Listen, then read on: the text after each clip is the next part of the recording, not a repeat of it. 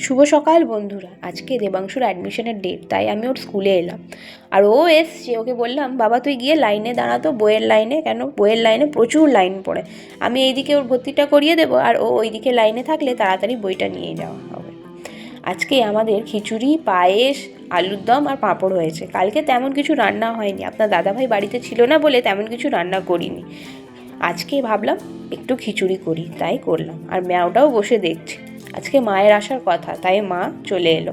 আমি যাব বাপের বাড়ি, সেই কারণেই আমাকে আনতে এসছে। ওখান থেকে আবার আমাদের বৃন্দাবন যাওয়ার একটু কথা আছে, তারই জন্য। বিকেলে বসে ভাবলাম দেবাংশুর কী কী বই দিয়েছে দেখি। 3টে খাতা দিয়েছে আর 7টা বই দিয়েছে, এখনও 4টে বই বাকি আছে, এখনও সরকার পাঠায়নি। পাঠালে তারপরে দেবে বলেছে। আর কিছুটা বই আমাদের বাইরে থেকেও কিনতে হবে। বিকেলে মায়ের সঙ্গে বসে একটু গল্প আলাপ করলাম। আর মেয়েরা যখন গল্পে বসে তখন বিকেল থেকে কখন রাত হয়ে যায় বুঝতেই পারে না। আমাদেরও ঠিক তাই অবস্থাই হলো। আজকে আমার ভিডিওটা এই পর্যন্তই। আমার ভিডিওটা যদি আপনাদের ভালো লেগে থাকে প্লিজ আমার চ্যানেলটাকে লাইক, শেয়ার আর সাবস্ক্রাইব করুন। টাটা।